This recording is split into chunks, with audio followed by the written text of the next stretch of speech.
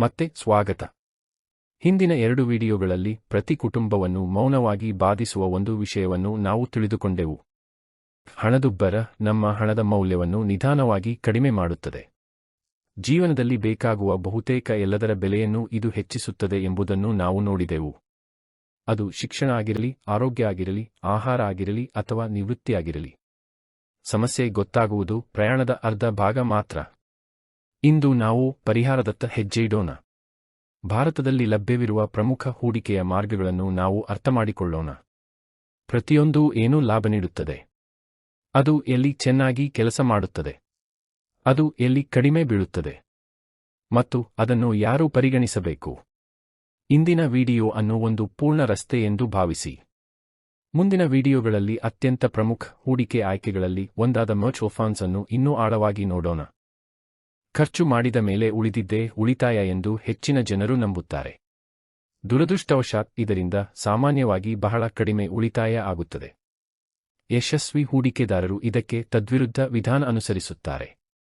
ಆದಾಯ ಬಂದ ತಕ್ಷಣ ಅವರು ಮೊದಲು ಉಳಿತಾಯ ಮತ್ತು ಹೂಡಿಕೆಗೆ ಹಣ ಎತ್ತಿಡುತ್ತಾರೆ. ನಂತರ ಉಳಿದ ಹಣದಲ್ಲಿ ಅವರು ತಮ್ಮ ಖರ್ಚುಗಳನ್ನು ಯೋಜಿಸುತ್ತಾರೆ. ಆರ್ಥಿಕವಾಗಿ ಕಷ್ಟಪಡುವವರು ಮತ್ತು ನಿಧಾನವಾಗಿ ಸಂಪತ್ತು ಬೆಳೆಸುವವರ ನಡುವಿನ ಅತಿದೊಡ್ಡ ವ್ಯತ್ಯಾಸಗಳಲ್ಲಿ ಇದು ಒಂದು ಸರಳ ಅಭ್ಯಾಸ. ಹೂಡಿಕೆ ಎಂದರೆ ಹೆಚ್ಚು ಸಂಪಾದಿಸುವುದಲ್ಲ, ಇದು ಉತ್ತಮ ಆರ್ಥಿಕ ಅಭ್ಯಾಸಗಳನ್ನು ಬೆಳೆಸಿಕೊಳ್ಳುವುದು. ಹೆಚ್ಚಿನ ಜನರು ಉಳಿತಾಯ ಎಂದರೆ ಖರ್ಚು ಮಾಡಿದ ನಂತರ ಉಳಿಯುವ ಮೊತ್ತ ಎಂದು ನಂಬುತ್ತಾರೆ. ದುರದೃಷ್ಟವಶಾತ್ ಇದರರ್ಥ ಸಾಮಾನ್ಯವಾಗಿ ಬಹಳ ಕಡಿಮೆ ಉಳಿತಾಯವಾಗುತ್ತದೆ. ಯಶಸ್ವಿ ಹೂಡಿಕೆದಾರರು ಇದಕ್ಕೆ ವಿರುದ್ಧವಾದ ವಿಧಾನವನ್ನು ಅನುಸರಿಸುತ್ತಾರೆ. ಆದಾಯ ಬಂದ ತಕ್ಷಣ ಅವರು ಮೊದಲು ಉಳಿತಾಯ ಮತ್ತು ಹೂಡಿಕೆಗಳಿಗಾಗಿ ಹಣವನ್ನು ಮೀಸಲಿಡುತ್ತಾರೆ. ನಂತರ ಅವರು ಉಳಿದಿರುವ ಮೊತ್ತದೊಂದಿಗೆ ತಮ್ಮ ಖರ್ಚುಗಳನ್ನು ಯೋಜಿಸುತ್ತಾರೆ.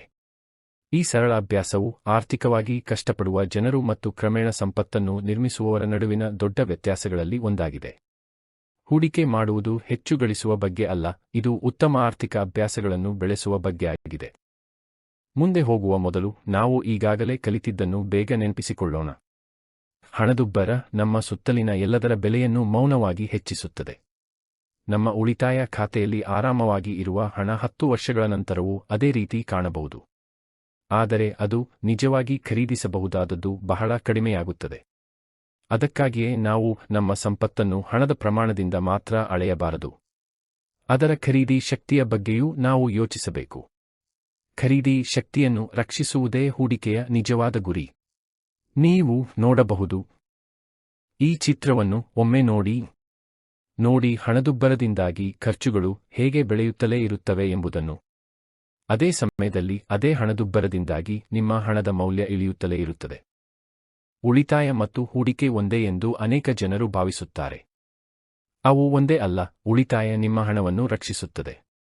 ಹೂಡಿಕೆ ನಿಮ್ಮ ಹಣ ಬೆಳೆಯಲು ಸಹಾಯ ಮಾಡುತ್ತದೆ. ನೀವು ಒಂದು ಮೆಟ್ಟಿಲು ಹತ್ತುತ್ತಿದ್ದೀರಿ ಎಂದು ಊಹಿಸಿ. ಉಳಿತಾಯ ಮೊದಲ ಮೆಟ್ಟಿಲು, ಏಕೆಂದರೆ ಅದು ಶಿಸ್ತು ಬೆಳೆಸುತ್ತದೆ ಮತ್ತು ತುರ್ತು ನೀತಿ ಸೃಷ್ಟಿಸುತ್ತದೆ. ಹೂಡಿಕೆ ಮುಂದಿನ ಮೆಟ್ಟಿಲು, ಏಕೆಂದರೆ ಅದು ನಿಮ್ಮ ಹಣದುಬ್ಬರಕ್ಕಿಂತ ಹೆಚ್ಚು ಕೆಲಸ ಮಾಡಲು ಅನುವು ಮಾಡುತ್ತದೆ. ಒಂದು ಇನ್ನೊಂದರ ಜಾಗ ತೆಗೆದುಕೊಳ್ಳಲಾರದು. ಅವು ಒಟ್ಟಿಗೆ ದೀರ್ಘಕಾಲೀನ ಆರ್ಥಿಕ ಭದ್ರತೆ ಸೃಷ್ಟಿಸುತ್ತವೆ. ಯಾವ ಹೂಡಿಕೆ ಅತಿ ಹೆಚ್ಚು ಆದಾಯ ನೀಡುತ್ತದೆ ಎಂದು ಕೇಳುವ ಮೂಲಕ ಅನೇಕ ಜನರು ಶುರು ಮಾಡುತ್ತಾರೆ. ಪ್ರಾಡಕ್ಟ್ ಹೆಸರು ಹೇಳಿ, ಫಂಡ್ ಹೆಸರು ಹೇಳಿ, ಹೀಗೆ. ಅದು ನಿಜವಾಗಿ ತಪ್ಪು ಪ್ರಶ್ನೆ. ಮೊದಲ ಪ್ರಶ್ನೆ ಯಾವಾಗಲೂ ಇದಾಗಿರಬೇಕು: ನಾನು ಯಾವುದಕ್ಕಾಗಿ ಹೂಡಿಕೆ ಮಾಡುತ್ತಿದ್ದೇನೆ? ಮಗುವಿನ ಶಿಕ್ಷಣ, ನಿವೃತ್ತಿ, ಮನೆ ಖರೀದಿ ಅಥವಾ ತುರ್ತು ನಿಧಿ ಸೃಷ್ಟಿ? ಎಲ್ಲದಕ್ಕೂ ಬೇರೆ ಬೇರೆ ಅಗತ್ಯಗಳಿವೆ. ಹೂಡಿಕೆ ಆಯ್ಕೆ ಮಾಡುವ ಮೊದಲು ಯಾವಾಗಲೂ ಒಳ್ಳೆಯ ಆರ್ಥಿಕ ಯೋಜನೆ ಮಾಡಬೇಕು. ಗುರಿ ಸ್ಪಷ್ಟವಾದ ಮೇಲೆ ಸರಿಯಾದ ಹೂಡಿಕೆ ಆಯ್ಕೆ ಮಾಡುವುದು ತುಂಬಾ ಸುಲಭವಾಗುತ್ತದೆ. ಆರ್ಥಿಕ ಯೋಜನೆ ಕೇವಲ ಹೂಡಿಕೆ ಖರೀದಿಸುವುದಕ್ಕಿಂತ ಬಹಳ ದೊಡ್ಡದು. ಇದು ನಿಮ್ಮ ಹಣಕ್ಕೆ ದಿಕ್ಕು ನೀಡುತ್ತದೆ. ಯೋಜನೆಯಿಲ್ಲದೆ ಒಳ್ಳೆಯ ಹೂಡಿಕೆಗಳೂ ಸಹ ನಿಮ್ಮ ಗುರಿ ಸಾಧಿಸಲು ಸಹಾಯ ಮಾಡದಿರಬಹುದು. ಒಳ್ಳೆಯ ಆರ್ಥಿಕ ಯೋಜನೆ ನಿವೃತ್ತಿ ಮತ್ತು ಮಕ್ಕಳ ಶಿಕ್ಷಣದಂತಹ ನಿರೀಕ್ಷಿತ ಘಟನೆಗಳಿಗೆ ಹಾಗೂ ವೈದ್ಯಕೀಯ ತುರ್ತು ಅಥವಾ ಉದ್ಯೋಗ ನಷ್ಟದಂತಹ ಅನಿರೀಕ್ಷಿತ ಸ್ಥಿತಿಗಳಿಗೆ ನಿಮ್ಮನ್ನು ಸಿದ್ಧಗೊಳಿಸುತ್ತದೆ. ಇದು ನಿಮ್ಮ ಹೂಡಿಕೆಗಳನ್ನು ನಿಮ್ಮ ಬದಲಾಗುತ್ತಿರುವ ಜೀವನ ಸನ್ನಿವೇಶಗಳಿಗೆ ಹೊಂದಿಕೊಂಡಂತೆ ಇಡುತ್ತದೆ. ಸರಳವಾಗಿ ಹೇಳುವುದಾದರೆ, ಆರ್ಥಿಕ ಯೋಜನೆ ಪ್ಲಾನ್ ನಿಮ್ಮ ಹಣ ಸುಮ್ಮನೆ ಅಲೆದಾಡುವ ಬದಲು ಒಂದು ಉದ್ದೇಶದೊಂದಿಗೆ ಚಲಿಸಲು ಸಹಾಯ ಮಾಡುತ್ತದೆ. ಪರಿಪೂರ್ಣ ಹೂಡಿಕೆಯನ್ನು ಹುಡುಕುತ್ತಾ ಅನೇಕ ಜನರು ವರ್ಷಗಳನ್ನು ಕಳೆಯುತ್ತಾರೆ. ಇದರ ಬಗ್ಗೆ ಯೋಚಿಸಿ. ಸತ್ಯ ಏನೆಂದರೆ ಅಂತಹದ್ದೊಂದು ಇರುವುದೇ ಇಲ್ಲ. ಪ್ರತಿ ಹೂಡಿಕೆಗೂ ಶಕ್ತಿಗಳಿವೆ ಮತ್ತು ಪ್ರತಿ ಹೂಡಿಕೆಗೂ ಮಿತಿಗಳಿವೆ. ಒಂದು ಹೂಡಿಕೆ ಸಂಪೂರ್ಣ ಸುರಕ್ಷತೆ ನೀಡಿದರೆ ಅದು ಸಾಮಾನ್ಯವಾಗಿ ಕಡಿಮೆ ಆದಾಯ ನೀಡುತ್ತದೆ. ಅದು ಹೆಚ್ಚು ಆದಾಯ ನೀಡಿದರೆ ಅದರಲ್ಲಿ ಸಾಮಾನ್ಯವಾಗಿ ಹೆಚ್ಚು ಅಪಾಯವಿರುತ್ತದೆ. ಯಶಸ್ವಿ ಹೂಡಿಕೆಯ ರಹಸ್ಯ ಪರಿಪೂರ್ಣ ಹೂಡಿಕೆ ಹುಡುಕುವುದಲ್ಲ, ಪ್ರತಿ ಹೂಡಿಕೆ ನಿಮ್ಮ ಆರ್ಥಿಕ ಜೀವನದಲ್ಲಿ ಎಲ್ಲಿ ಸರಿಹೊಂದುತ್ತದೆ ಎಂಬುದನ್ನು ಅರ್ಥಮಾಡಿಕೊಳ್ಳುವುದೇ ಆಗಿದೆ. ಈಗ ನಿಮ್ಮ ಹಣ ನಿಮಗಾಗಿ ಕೆಲಸ ಮಾಡಬಹುದಾದ ವಿವಿಧ ಸ್ಥಳಗಳನ್ನು ಅನ್ವೇಷಿಸಲು ನಾವು ಸಿದ್ಧರಿದ್ದೇವೆ. ಈ ಹೂಡಿಕೆ ಮಾರ್ಗಗಳನ್ನು ಟೂಲ್ ಬಾಕ್ಸ್ನಲ್ಲಿರುವ ಸಾಧನಗಳಂತೆ ಭಾವಿಸಿ. ಒಬ್ಬ ಬಡಗಿ ಎಲ್ಲಾ ಕೆಲಸಕ್ಕೂ ಒಂದೇ ಸಾಧನ ಬಳಸುವುದಿಲ್ಲ, ಅದೇ ರೀತಿ ಜಾಣ ಹೂಡಿಕೆದಾರರು ಕೇವಲ ಒಂದು ಹೂಡಿಕೆಯ ಮೇಲೆ ಅವಲಂಬಿತರಾಗುವುದಿಲ್ಲ. ಪ್ರತಿ ಹೂಡಿಕೆ ಮಾರ್ಗವು ಬೇರೆ ಉದ್ದೇಶ ಪೂರೈಸುತ್ತದೆ. ಪ್ರತಿಯೊಂದನ್ನು ಪ್ರಾಮಾಣಿಕವಾಗಿ ಅರ್ಥಮಾಡಿಕೊಳ್ಳೋಣ, ಅದು ಎಲ್ಲಿ ಚೆನ್ನಾಗಿ ಕೆಲಸ ಮಾಡುತ್ತದೆ ಮತ್ತು ಎಲ್ಲಿ ಕಡಿಮೆ ಬೀಳುತ್ತದೆ ಎಂಬುದು ಸೇರಿದಂತೆ. ಒಂದು ಸರಳ ಪ್ರಶ್ನೆಯ ಬಗ್ಗೆ ಯೋಚಿಸೋಣ. 5 ಜನರು ಇಂದು ಪ್ರತಿಯೊಬ್ಬರೂ ಸರಿಯಾಗಿ 10 ರೂಪೀಸ್ ಲಕ್ಷ ಹೂಡಿಕೆ ಮಾಡುತ್ತಾರೆ ಎಂದು ಊಹಿಸಿ. ಅವರೆಲ್ಲರೂ ಮುಂದಿನ 20 ವರ್ಷ ತಮ್ಮ ಹೂಡಿಕೆಯನ್ನು ಮುಟ್ಟುವುದಿಲ್ಲ, ಆದರೆ ಪ್ರತಿಯೊಬ್ಬರೂ ಬೇರೆ ಬೇರೆ ಹೂಡಿಕೆ ಮಾರ್ಗ ಆಯ್ಕೆ ಮಾಡುತ್ತಾರೆ. 20 ವರ್ಷಗಳ ನಂತರ ಎಲ್ಲರ ಸಂಪತ್ತು ಒಂದೇ ಆಗಿರುತ್ತದೆ ಎಂದು ನೀವು ಭಾವಿಸುತ್ತೀರಾ? ಖಂಡಿತ ಇಲ್ಲ. ನೀವು ಎಷ್ಟು ಹೂಡಿಕೆ ಮಾಡುತ್ತೀರಿ ಎಂಬುದು ಮುಖ್ಯ, ಆದರೆ ನೀವು ಎಲ್ಲಿ ಹೂಡಿಕೆ ಮಾಡುತ್ತೀರಿ ಎಂಬುದು ದೀರ್ಘಾವಧಿಯಲ್ಲಿ ಇನ್ನೂ ದೊಡ್ಡ ವ್ಯತ್ಯಾಸ ಮಾಡಬಹುದು. ಇಂದು ನೂರಾರು ಫೈನಾನ್ಷಿಯಲ್ ಪ್ರಾಡಕ್ಟ್ಗಳಿದ್ದರೂ ಬಹುತೇಕ ಎಲ್ಲವೂ ಕೆಲವು ಪ್ರಮುಖ ವರ್ಗಗಳಲ್ಲಿ ಬರುತ್ತವೆ. ಫಿಕ್ಸ್ಡ್ ಡಿಪಾಸಿಟ್ ಸುರಕ್ಷತೆಯ ಮೇಲೆ ಗಮನ ಕೊಡುತ್ತವೆ. ಗೋಲ್ಡ್ ಅನಿಶ್ಚಿತ ಸಮಯದಲ್ಲಿ ರಕ್ಷಣೆ ನೀಡುತ್ತದೆ. ರಿಯಲ್ ಎಸ್ಟೇಟ್ ದೀರ್ಘಾವಧಿ ಮೌಲ್ಯ ವೃದ್ಧಿಯ ಗುರಿ ಹೊಂದಿದೆ. ಸ್ಟಾಕ್ಸ್ ಸಂಪತ್ತು ಸೃಷ್ಟಿಯ ಮೇಲೆ ಗಮನ ಕೊಡುತ್ತವೆ. ಮ್ಯೂಚುವಲ್ ಫಂಡ್ಸ್ ವೃತ್ತಿಪರ ನಿರ್ವಹಣೆಯನ್ನು ವೈವಿಧ್ಯಮಯ ಹೂಡಿಕೆಯೊಂದಿಗೆ ಸಂಯೋಜಿಸುತ್ತವೆ. ಪ್ರತಿಯೊಂದಕ್ಕೂ ಒಂದು ಪಾತ್ರವಿದೆ. ಪ್ರತಿಯೊಂದು ಎಲ್ಲಿ ಸರಿಹೊಂದುತ್ತದೆ ಎಂಬುದನ್ನು ಅರ್ಥಮಾಡಿಕೊಳ್ಳುವುದೇ ನಮ್ಮ ಕೆಲಸ. ಬಹುತೇಕ ಜಾಹೀರಾತುಗಳು ಕೇವಲ ಆದಾಯದ ಬಗ್ಗೆ ಮಾತ್ರ ಮಾತನಾಡುತ್ತವೆ. ಇದರ ಬಗ್ಗೆ ಯೋಚಿಸಿ. ಹೂಡಿಕೆಯ ಗುಪ್ತ ವೆಚ್ಚ ಅಥವಾ ಅಪಾಯಗಳ ಬಗ್ಗೆ ಕೆಲವೇ ಜನರು ಮಾತನಾಡುತ್ತಾರೆ. ಪ್ರತಿ ಹೂಡಿಕೆಗೂ ಒಂದಿದೆ. ಫಿಕ್ಸ್ಡ್ ಡಿಪಾಸಿಟ್ ಹಣದುಬ್ಬರ ಮತ್ತು ತೆರಿಗೆಗಳ ಕಾರಣ ಖರೀದಿ ಶಕ್ತಿ ಕಳೆದುಕೊಳ್ಳುತ್ತವೆ. ಆಭರಣಗಳು ಮೇಕಿಂಗ್ ಮತ್ತು ವೇಸ್ಟೇಜ್ ಚಾರ್ಜ್ಗಳ ಮೂಲಕ ಮೌಲ್ಯ ಕಳೆದುಕೊಳ್ಳುತ್ತವೆ. ರಿಯಲ್ ಎಸ್ಟೇಟ್ಗೆ ದೊಡ್ಡ ಬಂಡವಾಳ ಬೇಕು ಮತ್ತು ಬೇಗ ಮಾರುವುದು ಕಷ್ಟ, ಜೊತೆಗೆ ಇದಕ್ಕೆ ದಾಖಲೆಗಳ ಸಿಂಧುತ್ವದ ಅಪಾಯವೂ ಇದೆ. ಸ್ಟಾಕ್ಸ್ಗೆ ಆಳವಾದ ಜ್ಞಾನ ಮತ್ತು ಭಾವನಾತ್ಮಕ ಶಿಸ್ತು ಬೇಕು.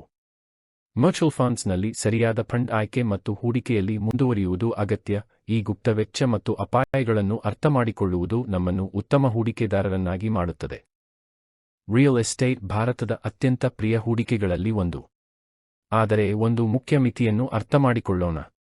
ನಿಮ್ಮ ಬಳಿ 2 ರೂಪೀಸ್ ಕೋಟಿ ಮೌಲ್ಯದ ಅಪಾರ್ಟ್ಮೆಂಟ್ ಇದೆ ಮತ್ತು ಇದ್ದಕ್ಕಿದ್ದಂತೆ ತುರ್ತು ಪರಿಸ್ಥಿತಿಗೆ 35 ರೂಪೀಸ್ ಲಕ್ಷ ಬೇಕಾಗುತ್ತದೆ ಎಂದು ಊಹಿಸಿ. ನೀವು ಕೇವಲ ಒಂದು ಬೆಡ್ರೂಮ್ ಮಾತ್ರ ಮಾರಬಹುದೇ? ಖಂಡಿತ ಇಲ್ಲ. ಇಡೀ ಆಸ್ತಿಯನ್ನು ಮಾರುವುದಕ್ಕೂ ದಾಖಲೆ, ಮಾತುಕತೆ ಮತ್ತು ಸರಿಯಾದ ಖರೀದಿದಾರರನ್ನು ಹುಡುಕುವ ಕಾರಣ ಹಲವು ತಿಂಗಳಿಂದ 1 ವರ್ಷದವರೆಗೂ ಸಮಯ ಬೇಕಾಗಬಹುದು. ಅಂತಹ ಹೂಡಿಕೆಗಳನ್ನು ಆಯ್ಕೆ ಮಾಡುವಾಗ ಲಿಕ್ವಿಡಿಟಿಯ ಅತ್ಯಂತ ಮುಖ್ಯ ಅಂಶಗಳಲ್ಲಿ ಒಂದಾಗಿರುವುದು ಇದಕ್ಕಾಗಿಯೇ. ಬ್ಯಾಂಕ್ ಸೇವಿಂಗ್ಸ್ ಅಕೌಂಟ್ ಮತ್ತು ಫಿಕ್ಸ್ಡ್ ಡಿಪಾಸಿಟ್ ಹಣ ಇಡಲು ಅತ್ಯಂತ ಸುರಕ್ಷಿತ ಸ್ಥಳಗಳಲ್ಲಿ ಸೇರಿವೆ. ಇವು ಸ್ಥಿರತೆ, ಖಾತರಿಯ ಆದಾಯ ಮತ್ತು ಅಗತ್ಯವಿದ್ದಾಗ ಸುಲಭ ಪ್ರವೇಶ ನೀಡುತ್ತವೆ. ಅದಕ್ಕಾಗಿಯೇ ಇವು ತುರ್ತು ನಿಧಿ ಮತ್ತು ಅಲ್ಪಾವಧಿ ಆರ್ಥಿಕ ಅಗತ್ಯಗಳಿಗೆ ಅತ್ಯುತ್ತಮ ಆಯ್ಕೆ. ಆದರೆ ದೀರ್ಘಾವಧಿಯಲ್ಲಿ ಹಣದುಬ್ಬರ ಮತ್ತು ತೆರಿಗೆಗಳು ಈ ಆದಾಯದ ನಿಜವಾದ ಮೌಲ್ಯವನ್ನು ಕಡಿಮೆ ಮಾಡುತ್ತವೆ. ಅದಕ್ಕಾಗಿಯೇ ಫಿಕ್ಸ್ಡ್ ಡಿಪಾಸಿಟ್ ಆರ್ಥಿಕ ಯೋಜನೆಯ ಭಾಗವಾಗಿ ಖಂಡಿತ ಇರಬೇಕು, ಆದರೆ ಅದೇ ಸಂಪೂರ್ಣ ಆರ್ಥಿಕ ಯೋಜನೆಯಾಗಬಾರದು. ಗೋಲ್ಡ್ ಮೇಲೆ ಭಾರತೀಯ ಕುಟುಂಬಗಳಿಗೆ ತಲೆಮಾರುಗಳಿಂದ ನಂಬಿಕೆ ಇದೆ. ಇದು ಭಾವನಾತ್ಮಕ ಸಮಾಧಾನ ನೀಡುತ್ತದೆ ಮತ್ತು ಅನಿಶ್ಚಿತ ಅವಧಿಯಲ್ಲಿ ಸಾಮಾನ್ಯವಾಗಿ ಚೆನ್ನಾಗಿ ಕೆಲಸ ಮಾಡುತ್ತದೆ. ಆದರೆ ಗೋಲ್ಡ್ ಅನ್ನು ಸಂಪತ್ತು ಸೃಷ್ಟಿಯ ಎಂಜಿನ್ ಎಂದು ನೋಡಬಾರದು. ಅದನ್ನು ನಿಮ್ಮ ಪೋರ್ಟ್ಫೋಲಿಯೋದ ವಿಮೆಯಂತೆ ನೋಡುವುದು ಉತ್ತಮ. ನೀವು ಕೇವಲ ಹೂಡಿಕೆಯಾಗಿ ಗೋಲ್ಡ್ ಖರೀದಿಸುತ್ತಿದ್ದರೆ ಆಭರಣ ಸಾಮಾನ್ಯವಾಗಿ ಅತ್ಯಂತ ಕಡಿಮೆ ಪರಿಣಾಮಕಾರಿ ಆಯ್ಕೆ, ಏಕೆಂದರೆ ಮೇಕಿಂಗ್ ಚಾರ್ಜ್ಗಳು ನಿಮ್ಮ ನಿಜವಾದ ಆದಾಯವನ್ನು ಕಡಿಮೆ ಮಾಡುತ್ತವೆ. ಸಾವರಿನ್ ಗೋಲ್ಡ್ ಬಾಂಡ್ಸ್ ಅಥವಾ ಗೋಲ್ಡ್ ಎಫ್ನಂತಹ ಗೋಲ್ಡ್ನ ಫೈನಾನ್ಷಿಯಲ್ ರೂಪಗಳು ಸಾಮಾನ್ಯವಾಗಿ ಇನ್ನೂ ಉತ್ತಮ ಆಯ್ಕೆಗಳು. ಗೋಲ್ಡ್ ಅನ್ನು ಒಬ್ಬ ರಕ್ಷಕನಂತೆ ಯೋಚಿಸಿ, ಸಂಪತ್ತು ಸೃಷ್ಟಿಸುವವನಲ್ಲ. ರಿಯಲ್ ಎಸ್ಟೇಟ್ ಅನೇಕ ಕುಟುಂಬಗಳಿಗೆ ದಶಕಗಳಲ್ಲಿ ಸಂಪತ್ತು ಸೃಷ್ಟಿಸಲು ಸಹಾಯ ಮಾಡಿದೆ. ಇದು ಯಾವುದೇ ಫೈನಾನ್ಷಿಯಲ್ ಹೂಡಿಕೆಯು ಬದಲಿಸಲಾಗದ ಮಾಲೀಕತ್ವದ ಭಾವ ನೀಡುತ್ತದೆ. ಆದರೆ ಪ್ರತಿ ಆಸ್ತಿಯೊಂದಿಗೂ ಜವಾಬ್ದಾರಿಗಳು ಬರುತ್ತವೆ. ದಾಖಲೆ, ನಿರ್ವಹಣೆ, ತೆರಿಗೆ, ಬಾಡಿಗೆದಾರರನ್ನು ಹುಡುಕುವುದು ಮತ್ತು ಲಿಕ್ವಿಡಿಟಿ ಇವೆಲ್ಲವೂ ಹೂಡಿಕೆಯ ಭಾಗವಾಗುತ್ತವೆ. ಸರಿಯಾದ ಯೋಜನೆ ಇಲ್ಲದೆ ಆಸ್ತಿ ಖರೀದಿಸುವುದು ಆರ್ಥಿಕ ಸ್ವಾತಂತ್ರ್ಯದ ಬದಲು ಆರ್ಥಿಕ ಒತ್ತಡ ಸೃಷ್ಟಿಸಬಹುದು. ಇತರ ಎಲ್ಲ ಹೂಡಿಕೆಗಳಂತೆ ರಿಯಲ್ ಎಸ್ಟೇಟ್ ನಿಮ್ಮ ಆರ್ಥಿಕ ಗುರಿಗಳಿಗೆ ಹೊಂದಿಕೆಯಾದಾಗ ಮಾತ್ರ ಚೆನ್ನಾಗಿ ಕೆಲಸ ಮಾಡುತ್ತದೆ. ಡೈರೆಕ್ಟ್ ಈಕ್ವಿಟಿ ಜಗತ್ತಿನಾದ್ಯಂತ ಅಪಾರ ಸಂಪತ್ತು ಸೃಷ್ಟಿಸಿದೆ. ನೀವು ಗುಣಮಟ್ಟದ ಕಂಪನಿ ಖರೀದಿಸಿ ಅನೇಕ ವರ್ಷ ಹೂಡಿಕೆಯಲ್ಲಿ ಮುಂದುವರಿದಾಗ ಕಂಪೌಂಡಿಂಗ್ ಸುಂದರವಾಗಿ ಕೆಲಸ ಮಾಡುತ್ತದೆ.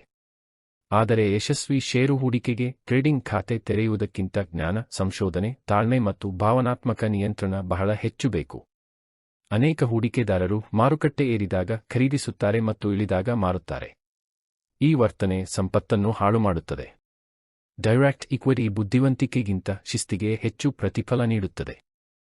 ನಿಮಗೆ ಒಂದು ಸಂಕೀರ್ಣ ಶಸ್ತ್ರಚಿಕಿತ್ಸೆ ಬೇಕಿದೆ ಎಂದು ಭಾವಿಸಿ. ನೀವು ಸ್ವತಃ ಆಪರೇಷನ್ ಮಾಡುತ್ತೀರಾ ಅಥವಾ ಅರ್ಹ ಶಸ್ತ್ರಚಿಕಿತ್ಸಕರನ್ನು ನಂಬುತ್ತೀರಾ? ಹೂಡಿಕೆಯು ಇದೇ ರೀತಿಯ ತತ್ವ ಅನುಸರಿಸುತ್ತದೆ. ಮ್ಯೂಚುವಲ್ ಫಂಡ್ಸ್ ಅನುಭವಿ ವೃತ್ತಿಪರರಿಗೆ ಸಾವಿರಾರು ಹೂಡಿಕೆದಾರರ ಪರವಾಗಿ ಹೂಡಿಕೆ ನಿರ್ವಹಿಸಲು ಅವಕಾಶ ನೀಡುತ್ತವೆ. ಇವು ವೈವಿಧ್ಯೀಕರಣ, ವೃತ್ತಿಪರ ಸಂಶೋಧನೆ ಮತ್ತು ಶಿಸ್ತುಬದ್ಧ ಪೋರ್ಟ್ಫೋಲಿಯೋ ನಿರ್ವಹಣೆ ನೀಡುತ್ತವೆ. ಮುಂದಿನ ವಿಡಿಯೋದಲ್ಲಿ ನಾವು ಇಡೀ ಸೆಷನ್ ಅನ್ನು ಮ್ಯೂಚುವಲ್ ಫಂಡ್ಸ್ ಅನ್ನು ಸರಳ ಭಾಷೆಯಲ್ಲಿ ಅರ್ಥಮಾಡಿಕೊಳ್ಳಲು ಕಳೆಯುತ್ತೇವೆ, ಏಕೆಂದರೆ ಇದು ಲಕ್ಷಾಂತರ ಸಾಮಾನ್ಯ ಹೂಡಿಕೆದಾರರಿಗೆ ಸೂಕ್ತವಾಗಿರುವ ಹೂಡಿಕೆ. ಈಗ ಎಲ್ಲವನ್ನೂ ಒಟ್ಟಿಗೆ ತರೋಣ. ಯಾವ ಹೂಡಿಕೆ ಅತ್ಯುತ್ತಮ ಎಂದು ಕೇಳುವ ಬದಲು ಯಾವ ನಿರ್ದಿಷ್ಟ ಉದ್ದೇಶಕ್ಕೆ ಯಾವ ಹೂಡಿಕೆ ಅತ್ಯುತ್ತಮ ಎಂದು ಕೇಳಿ. ಫಿಕ್ಸ್ಡ್ ಡಿಪಾಸಿಟ್ ಅತ್ಯುತ್ತಮ ಸುರಕ್ಷತೆ ನೀಡುತ್ತವೆ. ಗೋಲ್ಡ್ ರಕ್ಷಣೆ ನೀಡುತ್ತದೆ. ರಿಯಲ್ ಎಸ್ಟೇಟ್ ದೀರ್ಘಾವಧಿ ಮೌಲ್ಯ ವೃದ್ಧಿ ನೀಡುತ್ತದೆ. ಡೈರೆಕ್ಟ್ ಸ್ಟಾಕ್ಸ್ ಹೆಚ್ಚಿನ ಬೆಳವಣಿಗೆಯ ಸಾಧ್ಯತೆ ನೀಡುತ್ತವೆ, ಆದರೆ ಹೆಚ್ಚಿನ ಪ್ರಯತ್ನ ಬೇಡುತ್ತವೆ. ಮ್ಯೂಚುವಲ್ ಫಂಡ್ಸ್ ಬೆಳವಣಿಗೆ, ವೈವಿಧ್ಯೀಕರಣ ಮತ್ತು ಅನುಕೂಲದ ಸಮತೋಲಿತ ಸಂಯೋಜನೆ ನೀಡುತ್ತವೆ. ಈ ಟೇಬಲ್ ಅನ್ನು ಪ್ರಾಮಾಣಿಕವಾಗಿ ನೋಡಿ. ಫಿಕ್ಸ್ಡ್ ಡಿಪಾಸಿಟ್ ಸುರಕ್ಷಿತ ಆದರೆ ಕಡಿಮೆ ಆದಾಯ. ಗೋಲ್ಡ್ ಕಷ್ಟದಲ್ಲಿ ಇದ್ದಾಗ ಸಹಾಯ ಮಾಡುತ್ತದೆ, ಆದರೆ ಅದರಿಂದ ಆದಾಯ ಇಲ್ಲ. ರಿಯಲ್ ಎಸ್ಟೇಟ್ ಉತ್ತಮ ಆದಾಯ ನೀಡಬಹುದು, ಆದರೆ ಅದರ ಲಿಕ್ವಿಡಿಟಿ ಕೆಟ್ಟದ್ದು ಮತ್ತು ಪ್ರವೇಶ ವೆಚ್ಚ ಹೆಚ್ಚು. ಡೈರೆಕ್ಟ್ ಸ್ಟಾಕ್ಸ್ ಅತಿ ಹೆಚ್ಚು ಆದಾಯ ನೀಡುತ್ತವೆ, ಆದರೆ ಕೌಶಲ್ಯ ಮತ್ತು ಸಮಯ ಬೇಕು. ಮತ್ತು ಮ್ಯೂಚುವಲ್ ಫಂಡ್ಸ್ ಒಳ್ಳೆಯ ಆದಾಯ, ಹೆಚ್ಚಿನ ಲಿಕ್ವಿಡಿಟಿ ನೀಡುತ್ತವೆ, ಕೇವಲ ₹100 ಶುರುವಾಗುತ್ತವೆ, ಸಿಬಿಐಯಿಂದ ರೆಗ್ಯುಲೇಟ್ ಆಗಿವೆ ಮತ್ತು ಬಹುತೇಕ ಜನರಿಗೆ ಸೂಕ್ತ. ಯಾವುದೇ ಹೂಡಿಕೆ ಪರಿಪೂರ್ಣವಲ್ಲ, ಆದರೆ ಫುಲ್ ಟೈಮ್ ಹೂಡಿಕೆದಾರರಾಗದೆ ಹಣದುಬ್ಬರವನ್ನು ಮೀರಲು ಬಯಸುವ ಸಾಮಾನ್ಯ ವ್ಯಕ್ತಿಗೆ ಮ್ಯೂಚುವಲ್ ಫಂಡ್ಸ್ ಮುಂಚೂಣಿಗೆ ಬರುತ್ತವೆ. ಅದಕ್ಕಾಗಿಯೇ ನಾಳಿನ ಮುಂದಿನ ವಿಡಿಯೋ ಅವುಗಳ ಬಗ್ಗೆ ಇರುತ್ತದೆ. ಹೂಡಿಕೆದಾರರು ಮಾಡುವ ಅತಿದೊಡ್ಡ ತಪ್ಪು ಎಂದರೆ ಮೊದಲು ಹೂಡಿಕೆ ಆಯ್ಕೆ ಮಾಡಿ ನಂತರ ಗುರಿ ನಿರ್ಧರಿಸುವುದು. ಯಾವಾಗಲೂ ಇದರ ವಿರುದ್ಧ ಮಾಡಿ. ಕೆಲವೇ ವರ್ಷಗಳಲ್ಲಿ ಬೇಕಾಗುವ ಹಣ ಯಾವಾಗಲೂ ಸುರಕ್ಷಿತ ಹೂಡಿಕೆಯಲ್ಲಿ ಇರಬೇಕು. ದೀರ್ಘಾವಧಿ ಗುರಿಗಳು ನಿಮಗೆ ಹೆಚ್ಚು ಲೆಕ್ಕಾಚಾರದ ಅಪಾಯ ತೆಗೆದುಕೊಳ್ಳಲು ಅವಕಾಶ ನೀಡುತ್ತವೆ, ಏಕೆಂದರೆ ಸಮಯ ಮಾರುಕಟ್ಟೆಯ ಏರಿಳಿತದ ಪರಿಣಾಮ ಕಡಿಮೆ ಮಾಡಲು ಸಹಾಯ ಮಾಡುತ್ತದೆ. ಉತ್ತಮ ಹೂಡಿಕೆ ಕೇವಲ ಹೆಚ್ಚಿನ ಆದಾಯ ಗಳಿಸುವುದರ ಬಗ್ಗೆ ಅಲ್ಲ, ಇದು ನಿಮಗೆ ಬೇಕಾದಾಗ ಸರಿಯಾಗಿ ಹಣ ಲಭ್ಯವಿರುವಂತೆ ಖಚಿತಪಡಿಸುವುದರ ಬಗ್ಗೆ. ಮುಂದುವರಿಯುವ ಮೊದಲು ನಿಮ್ಮ ಸ್ವಂತ ಹೂಡಿಕೆಗಳ ಬಗ್ಗೆ ಒಂದು ಕ್ಷಣ ಯೋಚಿಸಿ. ಇಂದು ನೀವು ಹೂಡಿಕೆ ಮಾಡಬೇಕಿದ್ದರೆ ಪ್ರತಿ ರೂಪಾಯಿಯನ್ನು ಕೇವಲ ಒಂದೇ ಆಯ್ಕೆಯಲ್ಲಿ ಹಾಕುತ್ತೀರಾ? ಬಹುಶಃ ಇಲ್ಲ. ಬೇರೆ ಬೇರೆ ಹೂಡಿಕೆಗಳು ಬೇರೆ ಬೇರೆ ಸಮಸ್ಯೆ ಪರಿಹರಿಸುತ್ತವೆ. ಅನುಭವಿ ಹೂಡಿಕೆದಾರರು ಸಂಪೂರ್ಣವಾಗಿ ಒಂದೇ ಆಸ್ತಿಯ ಮೇಲೆ ಅವಲಂಬಿತರಾಗುವ ಬದಲು ವೈವಿಧ್ಯಮಯ ಪೋರ್ಟ್ಫೋಲಿಯೋ ನಿರ್ಮಿಸುವುದು ಇದಕ್ಕಾಗಿಯೇ. ಮುಂದಿನ ವಿಡಿಯೋದಲ್ಲಿ ನಾವು ಮ್ಯೂಚುವಲ್ ಫಂಡ್ಸ್ ಅಧ್ಯಯನ ಮಾಡುವಾಗ ವೈವಿಧ್ಯೀಕರಣ ಹೇಗೆ ಬಹಳ ಸುಲಭವಾಗುತ್ತದೆ ಎಂಬುದನ್ನು ನೀವು ಕಂಡುಕೊಳ್ಳುತ್ತೀರಿ. ನೀವು ಸರಿಯಾಗಿ ಉತ್ತರಿಸಿದ್ದರೆ ಅಭಿನಂದನೆಗಳು. 72ರ ನಿಯಮ ಒಂದು ಸರಳ ಮಾನಸಿಕ ಸೂತ್ರ, ಇದು ಹಣದುಬ್ಬರ ಎಷ್ಟು ವೇಗವಾಗಿ ಬೆಲೆ ಏರಿಸಬಹುದು ಎಂಬುದನ್ನು ಅರ್ಥಮಾಡಿಕೊಳ್ಳಲು ಸಹಾಯ ಮಾಡುತ್ತದೆ. ಹಣದುಬ್ಬರ ಸುಮಾರು 7% ಇದ್ದರೆ ಅನೇಕ ದೈನಂದಿನ ಖರ್ಚುಗಳು ಸುಮಾರು 10 ವರ್ಷಗಳಲ್ಲಿ ಬಹುತೇಕ ದುಪ್ಪಟ್ಟಾಗಬಹುದು. ಅದಕ್ಕಾಗಿಯೇ ಹೂಡಿಕೆ ಅಗತ್ಯವಾಗುತ್ತದೆ. ನಮ್ಮ ಗುರಿ ಕೇವಲ ಹಣ ಉಳಿಸುವುದಲ್ಲ, ಬದಲಿಗೆ ಅದನ್ನು ಹಣದುಬ್ಬರಕ್ಕಿಂತ ವೇಗವಾಗಿ ಬೆಳೆಸಲು ಸಹಾಯ ಮಾಡುವುದು. ನಿಮ್ಮ ಉತ್ತರ ಏನಿತ್ತು? ಪ್ರಶ್ನೆ ಇತ್ತು, ಈ 3 ಆಸ್ತಿ ವರ್ಗಗಳಲ್ಲಿ ಯಾವುದು ಐತಿಹಾಸಿಕವಾಗಿ ದೀರ್ಘಾವಧಿ ಹಣದುಬ್ಬರದ ವಿರುದ್ಧ ಅತ್ಯುತ್ತಮ ರಕ್ಷಣೆಯಾಗಿತ್ತು? ಅ. Gold jewellery. ಬಿ. ಲಾಕರ್ನಲ್ಲಿ cash. Equity mutual funds. Equity mutual funds ಸರಿಯಾದ ಉತ್ತರ. ಐತಿಹಾಸಿಕವಾಗಿ ಈಕ್ವಿಟಿ ದೀರ್ಘಾವಧಿ ಹಣದುಬ್ಬರದ ವಿರುದ್ಧ ಅತ್ಯಂತ ಪರಿಣಾಮಕಾರಿ ರಕ್ಷಣೆಯಾಗಿದೆ. ಕ್ಯಾಶ್ ಸಮಯದೊಂದಿಗೆ ಹಣದುಬ್ಬರದ ಕಾರಣ ಮೌಲ್ಯ ಕಳೆದುಕೊಳ್ಳುತ್ತದೆ ಮತ್ತು ಗೋಲ್ಡ್ ಆಭರಣಕ್ಕೆ ಗಣನೀಯ ಮೇಕಿಂಗ್ ಮತ್ತು ವೇಸ್ಟೇಜ್ ಚಾರ್ಜ್ ಇರುತ್ತದೆ, ಒಟ್ಟು ಆದಾಯ ಕಡಿಮೆ ಮಾಡುತ್ತದೆ.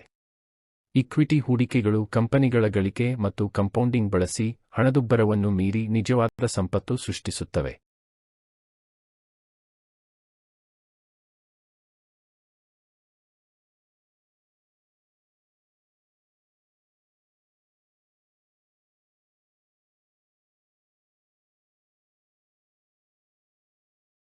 ಇಂದಿನ ಸೆಷನ್ ಮುಗಿಸುವ ಮೊದಲು ನಾವು ಕಲಿತದ್ದನ್ನು ಬೇಗ ಪರಾಮರ್ಶಿಸೋಣ.